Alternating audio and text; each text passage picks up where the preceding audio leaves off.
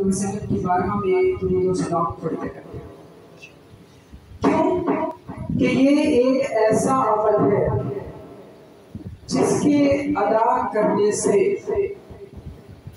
انسان کو یہ امید مل جاتی ہے کہ وہ جنت میں داخل ہوگا۔ وہ کیا ہوگا؟ جنت میں داخل ہوگا۔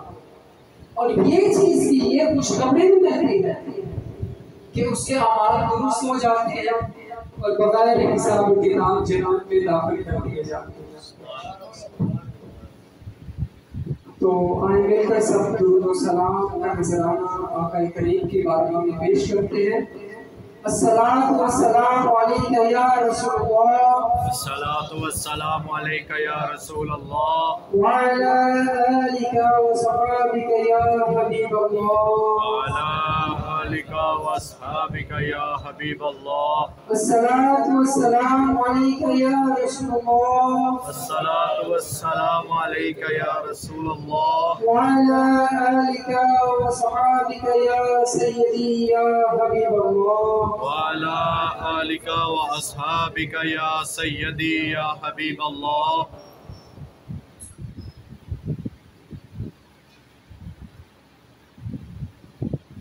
حضرت سفیان ثوری رحمۃ اللہ علیہ نقل کرتے ہیں کہ میں طواف کر رہا تھا، میں نے ایک شخص کو دیکھا کہ وہ ہر قدم پر درود پاک پڑھتا ہے اور کوئی چیز تسبیح نہیں کر رہا۔ میں نے اس سے پوچھا کہ اس کی کیا وجہ ہے؟ میں نے کہا کہ میں نے سفیان ثوری رحمۃ اللہ علیہ اس سے کہا کہ اگر تم اپنے زمانے کا یکتا نہ ہوتا تو میں نہ بتاتا اور اپنا راز نہ کھولتا۔ پھر اس نے کہا کہ میں اور میرے والد محترم حج کو جا رہے تھے، ایک جگہ پہنچ کر میرا باپ بیمار ہو گیا۔ میں علاج کا اہتمام کرتا رہا کہ ایک دم ان کا انتقال ہو گیا اور منہ کالا ہو گیا۔ میں دیکھ کر بہت ہی رنجیدہ ہوا اور صورتحال تو یہی تھی کہ اس طرح کی حالت دیکھنے کے بعد انسان غمزدہ ہو ہی جاتا ہے، پریشانی کی حالت آ جاتی ہے کہ اب اس کے والد محترم کا انتقال ہو چکا، علاج بھی کیا، سب کچھ بھی۔ اب اس نے دعا پڑھی اور کپڑے سے ان کا منہ ڈھانپ دیا۔ کیوں کہ اور منہ کالا ہو گیا، رنجیدہ جو ہو چکا تھا۔ اتنے میں میری آنکھ لگ گئی۔ اب میت سامنے پڑی ہو، رنجیدہ ہو، غم میں نڈھال ہو، اپنے سر سے بزرگ کا سایہ چلا جائے تو انسان کی حالت کیا ہوتی ہے۔ اس حالت میں آنکھ لگ گئی۔ میں نے خواب میں دیکھا کہ ایک صاحب جن سے زیادہ حسین میں نے کسی کو نہیں دیکھا اور ان سے زیادہ صاف ستھرا لباس کسی کا نہیں دیکھا اور ان سے زیادہ بہترین خوشبو میں نے کہیں نہیں دیکھی۔ تیزی سے قدم بڑھائے چلے آ رہے ہیں۔ انہوں نے میرے باپ کے منہ پر سے کپڑا ہٹایا اور اس کے چہرے پر ہاتھ پھیرا۔ خواب میں دیکھ رہا ہے، میت سامنے پڑی ہے، زاروں کی تار رو رہا تھا، گر گیا، آنکھ لگ گئی۔ اب کیا دیکھتا ہے؟ ایک ہستی تشریف لا رہی ہے، حسین و جمیل ہے، حسن و جمال ہے، صاف ستھرا لباس ہے، اور آ کر کیا کرتے ہیں؟ انہوں نے میرے باپ کے منہ پر سے کپڑا ہٹایا اور اس کے چہرے پر ہاتھ پھیرا اور ان کا چہرہ سفید ہو گیا۔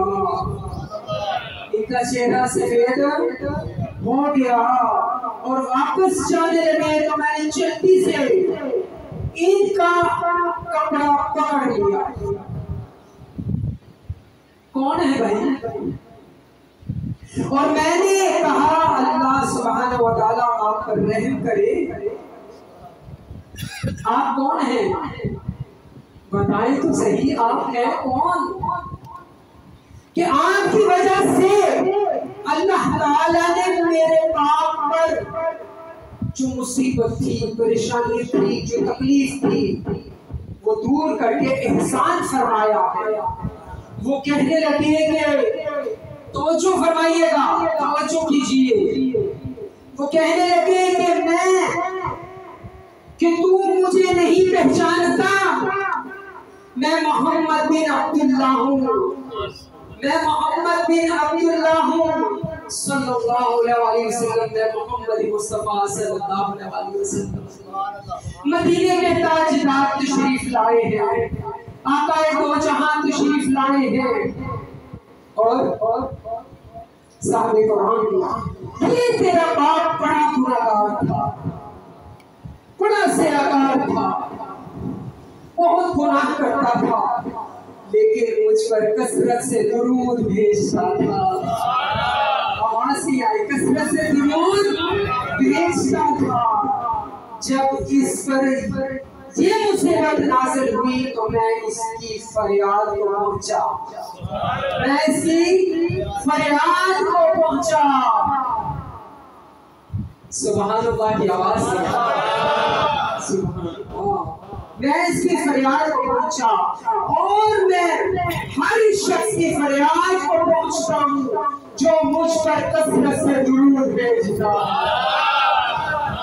اللہ اکبر، اللہ اکبر، اونچی آواز سے اللہ اکبر، کیا شان ہے میرے آقا کی۔ اب یہاں پر ایک سوال اٹھتا ہے، جب اس نے یہ عالم آنکھ کھول کر دیکھا، یہ نظارہ دیکھ رہا ہے، یہ نظارہ وہ دیکھ رہا ہے، ادھر اس کے والد کی تکلیف دور ہو رہی ہے، چہرے پر نور آ رہا ہے۔ اب سوال بتا، کیا سوال ہے؟ یہ معجزہ، یہ عمل کھلی آنکھ میں بھی ہو سکتا تھا، پھر غرور کی کیوں تاریخی، پھر غرور کی کیوں تاریخی میرے رب ذوالجلال نے؟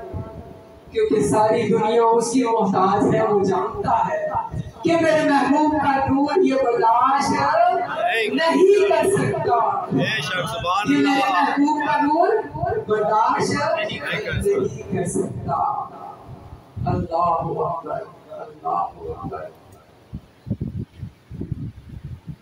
یہ واقعہ آپ کے سامنے میں نے خطاب رحمت سے فضائل درود شریف سے یہ واقعہ آپ کی بارگاہ میں پیش کیا ہے۔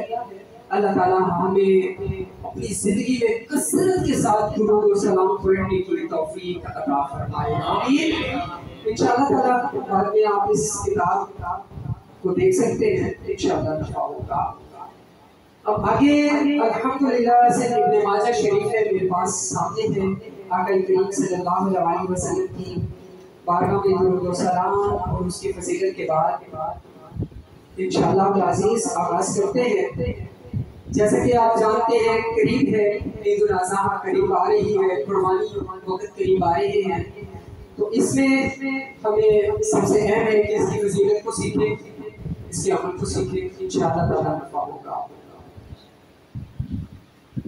حضرت جابر بن عبداللہ رضی اللہ عنہ فرماتے ہیں کہ اللہ کے رسول صلی اللہ علیہ وسلم نے عید کے روز 2 مینڈوں کی قربانی کی، سیدھی 2 بکرے قربانی کی۔ جب آپ آقا کریم صلی اللہ علیہ وسلم نے ان کو قبلہ روح کیا تو یہ کلمات ارشاد فرمائے، میں نے یکسو ہو کر اپنا چہرہ اس ذات کی طرف کر لیا جس نے آسمان و زمین کو پیدا فرمایا، اور میں شرک نہیں کرنے والوں میں سے نہیں، میں شرک کرنے والوں میں سے نہیں، بے شک میری نماز، قربانی، زندگی اور موت تمام جہانوں کے پروردگار اللہ کے لیے، اللہ کا کوئی شریک نہیں، اسی کا مجھے حکم کیا اور میں سب سے پہلے اسلام لانے والا ہوں۔ اے اللہ، یہ قربانی آپ کی عطا سے ہے اور آپ ہی کی رضا کے لیے ہے، محمد صلی اللہ علیہ وسلم کی طرف سے اور ان کی امت کی طرف سے۔ آقا کریم کی ہمارے لیے کتنی بڑی محبت ہے، دو قربانیاں فرمائی، ایک اپنی طرف سے اور ایک امت کی طرف سے۔ ایک فضیلت اور سن لیجئے، انشاءاللہ نفع ہوگا۔ حضرت ابو ہریرہ رضی اللہ تعالیٰ عنہ سے روایت ہے کہ اللہ کے رسول صلی اللہ علیہ وسلم جب قربانی کا ارادہ فرماتے تو دو بڑے موٹے سیخدار سفید سیاہ رنگ کے مینڈے خرید کر لاتے اور انہیں قربانی کرتے۔ اب کیا ہے، ان میں سے ایک اپنی امت کے ان افراد کی طرف سے ذبح کرتے جو اللہ کے ایک ہونے اور رسول اللہ صلی اللہ علیہ وسلم کے احکامات کو پہنچانے کی شہادت دیتے کہ ان کے سوا اللہ کے سوا کوئی عبادت کے لائق نہیں، اور اس چیز کی گواہی دیتے ہیں کہ حضور کے بعد کوئی نبی نہیں۔ اس لیے تو ہمارے پیارے نے نعرہ لگایا ہے، لبیک لبیک لبیک یا رسول اللہ، لبیک لبیک لبیک یا رسول اللہ۔ کیوں کہ ان کے احکامات کو پہنچانے والے ہیں، آقا کے لیے، ان کی امت کے لیے حاضر ہیں، ان کے احکامات پہنچانے کی شہادت دے، اور دوسری اپنی طرف سے اور اپنی آل کی طرف سے، یعنی پیسے پاک کے گھرانے کی طرف سے۔ اللہ تعالی ہمیں عمل کی توفیق عطا فرمائے۔ قربانی کرنا واجب ہے یا نہیں، اس حوالے سے حضرت ابو ہریرہ رضی اللہ تعالیٰ عنہ سے روایت ہے کہ اللہ کے رسول صلی اللہ علیہ وسلم نے فرمایا، جس کے پاس اتنی طاقت ہو کہ وہ قربانی کر سکتا ہے پھر بھی وہ قربانی نہ کرے، یعنی عیش و عشرت کر رہا ہے، مال لٹا رہا ہے، فضول خرچیاں کر رہا ہے، قربانی نہیں کر رہا، تو آقا علیہ السلام نے کیا فرمایا کہ وہ قربانی نہ کرے تو وہ ہماری عید گاہ کے قریب بھی نہ آئے، وہ نہ شامل ہو ہماری عید گاہ میں، ساتری بنتا۔ عید ایک خوشی ہے تو وہ اس خوشی سے محفوظ ہے۔ اللہ تعالیٰ ہمیں کی توفیق دے۔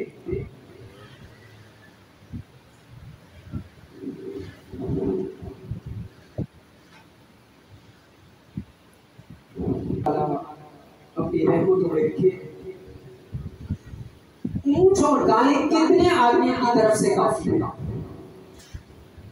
اونٹ آپ کی توجہ نہیں ہو رہی، اصل پتہ کیا توجہ آپ لوگوں کی کیوں نہیں ہے؟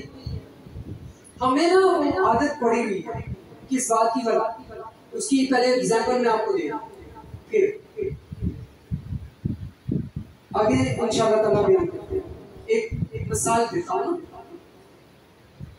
ایک شخص اپنے طبیلہ جو ہے، گاؤں میں طبیلہ جو ہوتا ہے کہ ہم نے گائے وغیرہ رکھی ہوتی ہے، دودھ وغیرہ فروخت کرتے ہیں، اس کا باپ کہتا ہے کہ بیٹا میں سفر میں جا رہا ہوں تو پیچھے تم نے یہ جتنے بھی لوگ ہیں نا یہ ایڈریس لے لو، کسی اس مقام پر دودھ بھیج دے۔ وہ کہتا ہے اچھا ٹھیک ہے ابا حضور، میں ضرور اس ڈیوٹی کو نبھاؤں گا، سب کو دودھ پہنچاؤں گا۔ اب جی حضور ایسا ہوتا ہے کہ اس کے ابا حضور چلے جاتے ہیں اور وہ اپنی ڈیوٹی دینے پہ شروع ہو جاتا ہے، وہ اچھے طریقے سے دودھ وغیرہ نکالتا ہے، بھرتا ہے برتنوں میں اور خالص دودھ لے جا کر لوگوں کے گھروں میں دے آتا ہے۔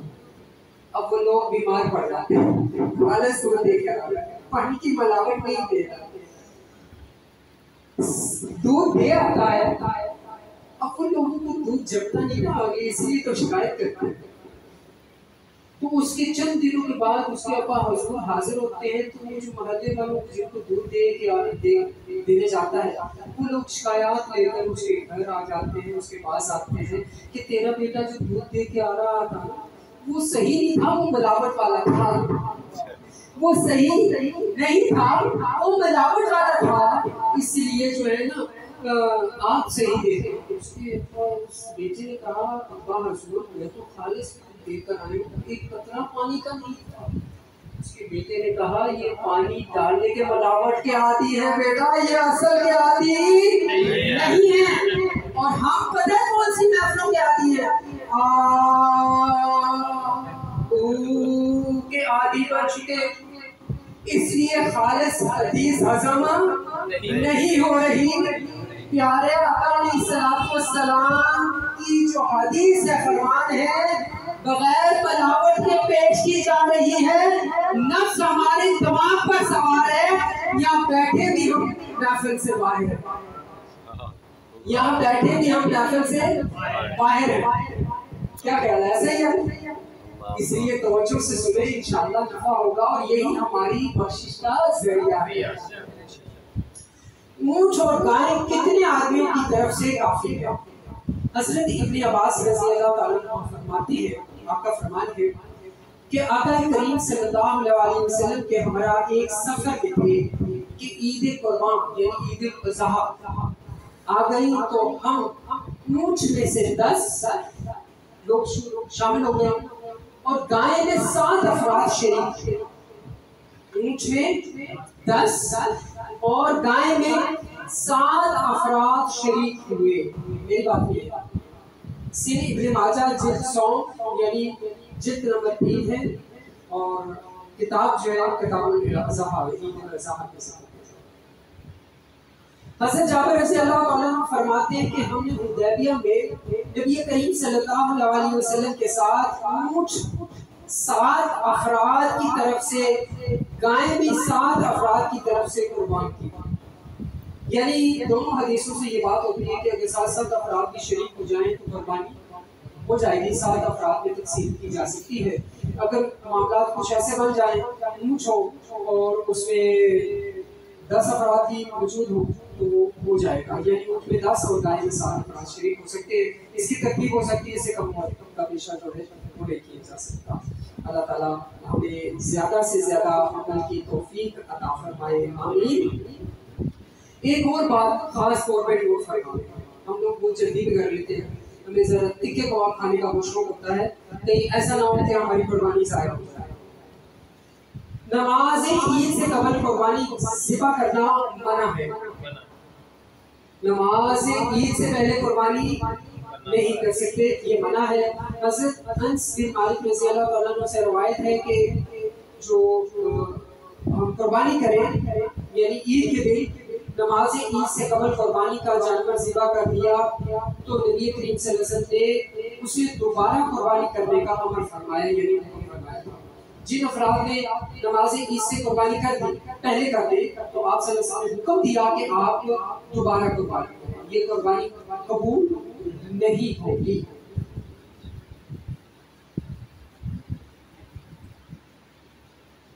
ٹھیک ہے، اگلی حدیث مبارکہ میں بھی یہی ذکر ہے کہ اس سے پہلے وہ نہیں ہوگی۔ اور دوسرا سب سے زیادہ اہمیت فضیلت اس بات کی ہے کہ آپ نبی کریم صلی اللہ علیہ وسلم کا فرمان، حضرت انس بن مالک رضی اللہ عنہ سے یہ روایت ہے کہ رسول اللہ صلی اللہ علیہ وسلم کو دیکھا کہ آپ اپنی قربانی اپنے ہاتھوں سے ذبح کر رہے ہیں، اس لیے حضور صلی اللہ علیہ وسلم کی سنت ہے اپنے ہاتھ سے جو ہے جانور جو ہے وہ ذبح کیا کریں، یہ نہیں کہ پیسے دیے اور کہا بھائی کٹ کٹ کے پھل لا کے یہ بڑی شوقیاں کر کے دے دے تاکہ میں کھانا دے فریج کی بات، تو اس طرح کا کوئی عمل آپ لوگ نہ کیجیے گا۔ تو کوشش کیا کریں اس حوالے سے کہ آپ حضور علیہ السلام کے طریقے کے عین مطابق جو ہے وہ اس کو پیش کریں۔ اچھا، اگلی بات ایک جو ہے رہ گئی ہے تو اس کو بھی نوٹ فرما لیں کہ جب بھی قربانی کا جانور آپ خریدیں اس کو چیک کر لیں اچھے طریقے سے، ٹھیک ہے؟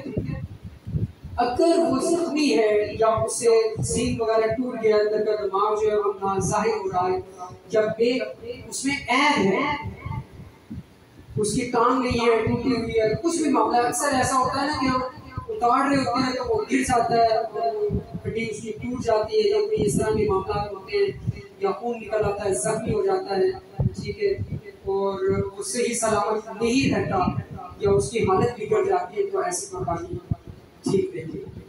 جانور کو جب بھی لے کر آئیں سنبھال کر لے کر آئیں، دیکھ بھال کر کے لے آئیں، اللہ کی بارگاہ میں اس جانور کو پیش کرنا ہے، ٹھیک ہے۔ اور حضور علیہ السلام کی سنت کو، اس سنت کو جو حضرت ابراہیم علیہ السلام کی سنت ہے، کس کی سنت ہے؟ حضرت ابراہیم علیہ السلام کی سنت ہے، جو ہم حضور صلی اللہ علیہ وسلم کی سنت ہے، یعنی طریقے کو اپنا کر حضرت ابراہیم علیہ السلام کی سنت کو اپناتے ہیں۔ اللہ تعالیٰ ہمیں عمل کی توفیق عطا فرمائے۔ اچھا، ایک اور چیز ہے جو خاص طور پر ہے، یہی پر حدیث مبارکہ کی، ٹھیک ہے، مختصر سا میں آپ کے سامنے رکھ دیتا ہوں، انشاءاللہ تعالیٰ نفع ہوگا۔ وقت جو ہے وہ دیکھنا ضروری ہے، ٹھیک ہے، تاکہ اگلی دفعہ بھی آپ زیادہ سے زیادہ وقت دے سکیں۔ انشاءاللہ بسم اللہ اللہ اکبر، ٹھیک ہے۔ اکثر ایسا ہوتا ہے کہ ذبح کرنے سے پہلے لوگ بس اندھا دھند انہیں کوشش ہوتی ہے کہ ذبح کیا، جلدی ہے، جانا ہے، اگر اپنے گھر جانا ہے وہاں پر قربانی کرنی ہے، بہت سے ایسے معاملات جو ہے نا وہ کر دیتے ہیں، ٹھیک ہے۔ اس چیز کا خاص خیال رکھیں کہ تکبیر جو ہے وہ آپ کے سامنے اونچی آواز سے کہیں، اور خاص طور پر کوشش کریں کہ اپنا جانور اپنے ہاتھ سے کریں، اور دوسرا جو خاص جو چیز ہے کہ 3 حصے کرتے ہیں، ایک اپنے گھر کا، اپنے عزیز و احباب کا، تیسرا غربائے مساکین جو لوگ ہیں، جو ہمسائے ان لوگوں کے۔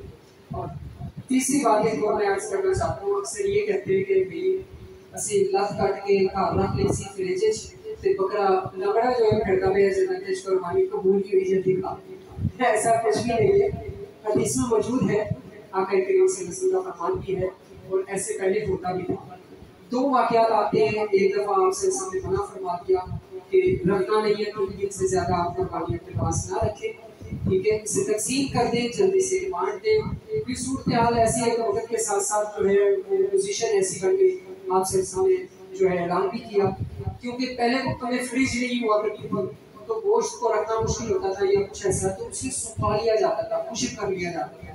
خشک جب کر لیا جاتا ہے تو کافی دیر تک وہ رہتا ہے۔ بالخصوص دعا ہے کہ اللہ تعالیٰ ہمیں عمل کی توفیق عطا فرمائے اور ہماری زندگیوں میں ہمارے اعمال کو بہتر فرما دے۔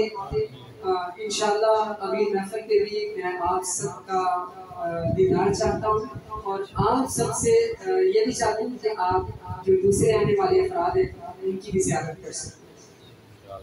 لیٹ ہم اس لیے ہو گئے 10 بجے، تقریباً 10:30 بجے میں نے نکل جانا کرتا ہے، لیکن آج ہم لیٹ ہو رہے ہیں یا آپ لوگوں کی وجہ سے، ٹھیک ہے۔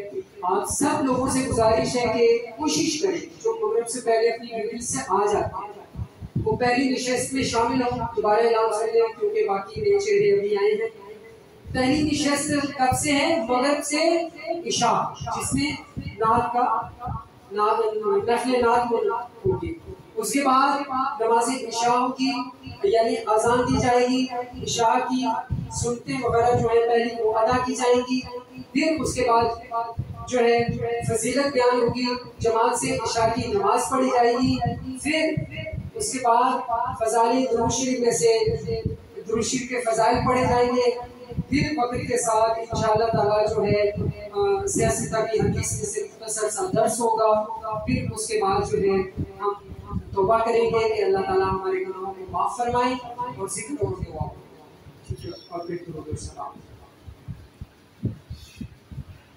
سچے دل سے توبہ کریں کہ اللہ تعالیٰ ہمارے سارے صغیرہ کبیرہ گناہ معاف فرمائے، کیونکہ تو جو توبہ کر لیتا ہے اللہ تعالیٰ اسے عمل کی توفیق عطا فرماتا ہے۔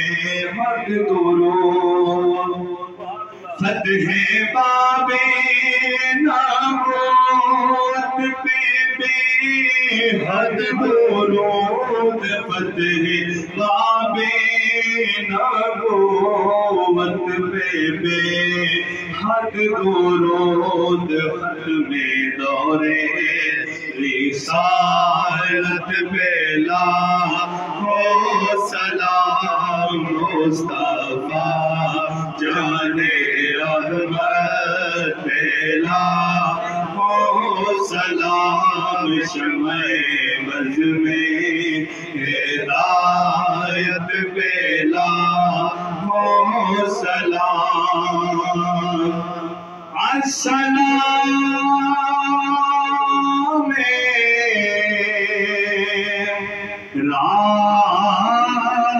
رازدارا رب دیا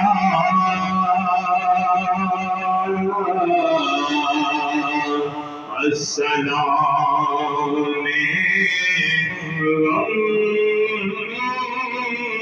وہ سارا سب دیا یا الہی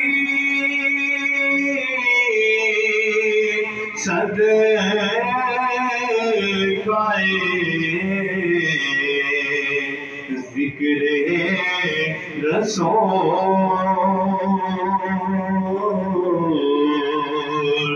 یہ سلام عاجزانہ ہو قبول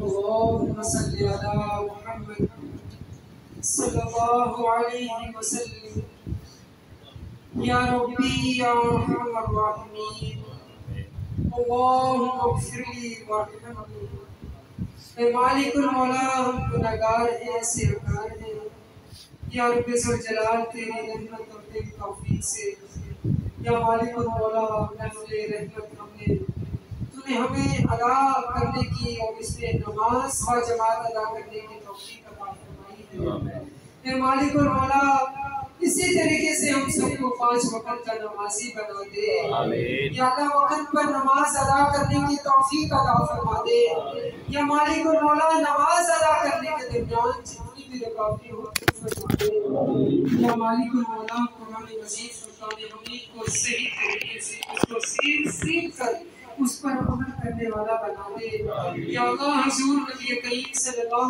علیہ وسلم کی ہر سنت کو ادا کرنے والا بنا دے یا مالک المولا ہم گناہگار ہیں سیاکار ہیں ہم سے گناہ سرزد ہوتے ہی چلے جاتے ہیں اے مالک المولا ہمارے گناہ تیری رحمت کے آگے کچھ نہیں اپنی رحمت خاص نازل فرما دے یا رب ذوالجلال جو شخص ایک سلسلہ حفظ پہ داخل ہے جو بیعت شدہ ہے وہ لوگ جو اس محفل میں حاضر خدمت ہوئے جو اس محفل کا انعقاد کرتے ہیں اے مالک المولا اس جماعت کے لیے جو اس کا مشن ہے کہ اس دنیا سے نفرت کا خاتمہ ہو جائے امت مسلمہ ایک ہو جائے اختلافات ختم ہو جائے ختم نبوت پر ایک ہو جائے اے مالک المولا آقا کریم صلی اللہ علیہ وسلم کے وسیلہ طفیل سے دعا مانگتا ہوں یا اللہ ان سب کی بخشش فرما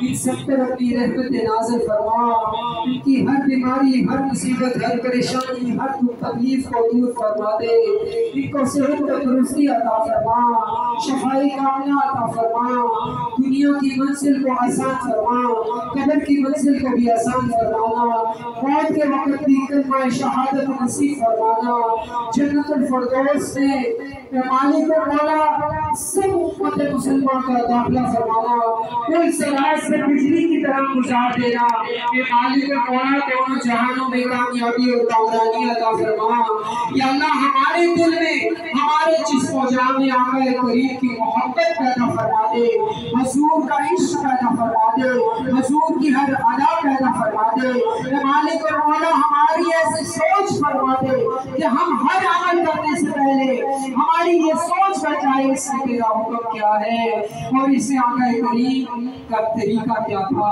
ہمیں سیکھ سیکھ کر زندگی کو ادا کرنے والا بنا دے۔ اے مالک المولا ہم اپنے آپ کو حقیر جانے، دوسروں کو افضل جانے والا بنا دے، والدین کی خدمت کرنے والا بنا دے، جو اس دنیا سے جا چکے ہیں اللہ ان سب کی بخشش فرما دے، ان کو جنت الفردوس میں اعلیٰ مقام عطا فرما دے۔ یا رب ذوالجلال خالق کائنات، اس سلسلہ حق سچ صابری علیسیہ میں ایک پیارا سا شہزادہ اپنی منزل کی طرف، اپنے روزگار کی طرف، اس پاکستان سے دوسرے ملک کی طرف اس نے قدم بڑھایا ہے، اے مالک المولا اس کی حفاظت کر، یا رب ذوالجلال اس کے گھر کی بھی حفاظت کر، ان کے کاروبار میں، ان کے رزق میں برکت عطا فرما، ان کی پورے گھر کی محفل، ان کے پورے گھر کے افراد پر اپنی رحمت نازل فرما، ان سب پر رحمت نازل فرما، ان سب کی دعاؤں کو قبول فرما، ان کی دل کی مرادوں کو پورا فرما، ان سب پر رحمت نازل فرما۔ ربنا آتنا فی الدنیا حسنۃ وفی الآخرۃ حسنۃ وقنا عذاب النار وقنا عذاب القبر وقنا عذاب الحشر وقنا عذاب القبر وقنا عذاب المیزان وصلی اللہ تعالی علی رسول خیر محمد وعلی آلہ وصحبہ اجمعین برحمتک یا ارحم الراحمین۔